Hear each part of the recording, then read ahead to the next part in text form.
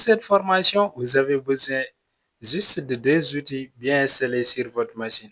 Un éditeur de code, c'est-à-dire là où on va écrire des codes, et un navigateur web, c'est-à-dire là où on va voir le résultat du code. Maintenant, si vous avez Chrome, c'est largement suffisant. Je pense que tout le monde a Chrome. OK. Maintenant, pour l'éditeur de code, moi, je vais utiliser pour cette formation Visual Studio Code. Mais pour vous, vous pouvez utiliser aussi d'autres éditeurs de code comme Sublime Text ou des éditeurs en ligne comme CodePen. Maintenant, pour installer Visual Studio Code, vous allez sur Chrome et vous allez taper VS Code Download. Vous allez arriver sur cette première interface. Vous cliquez sur cette première lien et là, vous arrivez juste ici. Vous allez choisir votre système d'exploitation Windows, Linux ou Mac. Maintenant, supposons moi je suis sur Windows, je clique juste ici et là, le téléchargement se déclenche. Super. Maintenant, dans mes fichiers, juste ici, dans Bureau, je vais créer ici, je vais cliquer sur Nouveau et créer un dossier que je vais l'appeler Formation JavaScript. Maintenant, vous pouvez l'appeler comme vous voulez, hein. Maintenant, si je pars dans mon éditeur de code ici, dans Visual Studio Code, si je clique juste ici sur Explorer, là, vous voyez ici Open Folder. C'est-à-dire là, si je clique ici, il va m'ouvrir euh, mes fichiers ici. Et là, je vais récupérer le dossier qu'on vient juste de créer et l'ajouter juste ici. Super.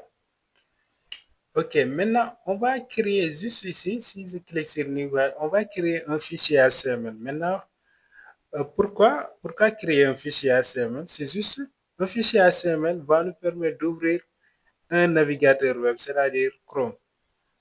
Un navigateur web, c'est-à-dire c'est là où on va voir le résultat du code. Si je clique ici, ici, je vais l'appeler index.html. OK.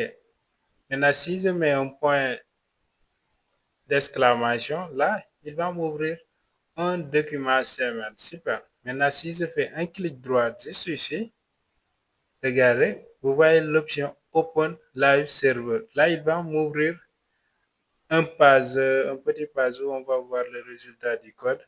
Maintenant, si vous n'avez pas cette option, c'est sûrement que vous n'avez pas installé l'extension Live Server. Si vous cliquez ici sur cette icône extension et vous recherchez Live Server,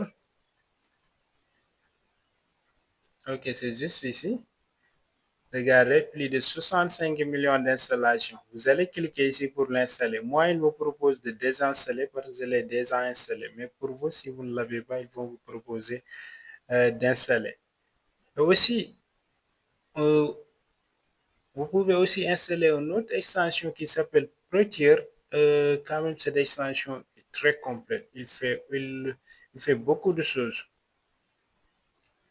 Prettier, vous recherchez Prettier. Ok, c'est juste ici. Maintenant, c'est une extension très populaire qui permet de maintenir un style de code cohérent, propre. Il fait beaucoup de choses en fait. Vous allez cliquer sur ici pour l'installer. OK. Maintenant, ces deux extensions sont fondamentales si vous utilisez Visual Studio Code. Il y en a d'autres extensions, mais quand même, c'est les deux extensions pour le moment primordiales. OK. Maintenant, je vais faire un clic droit et ouvrir le live server. Ok, là, il va nous ouvrir un petit page ici. Maintenant, pour écrire du code JavaScript, vous avez deux options. Maintenant, pour la première option, on peut juste l'écrire dans notre fichier ici HTML en utilisant des balises script. À l'intérieur des balises script, on peut juste mettre ici une fonction alerte. Là, on peut mettre une fonction alerte et mettre un message dedans. Bonjour depuis le fichier HTML. Regardez si ça enregistre.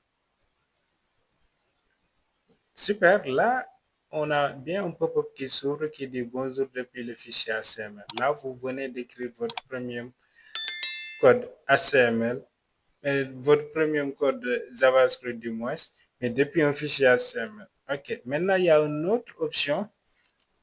Quand même, c'est la méthode préférée pour la plupart des projets. Cette méthode consiste à, en fait, créer un fichier juste ici. Je vais créer ici un fichier script.js, c'est-à-dire créer un fichier JavaScript. Et on va lier notre fichier JavaScript à notre fichier HTML en utilisant un script. Et là, je vais utiliser l'attribut src, la source, et je vais rentrer script.js. Vous mettez le nom exact ici. Et là, on va voir est-ce qu'on a bien lié notre fichier. Ici encore, je vais reprendre la même fonction alerte. Ok, et là, je vais mettre bonjour depuis le fichier JavaScript.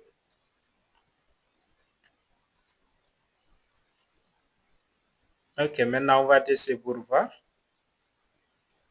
Ok, je vais fermer cette pop-up et réactualiser notre page. Super, vous voyez, bonjour depuis le fichier JavaScript. Oh, là, j'ai fait une petite erreur ici. C'est un petit J ici. Ok.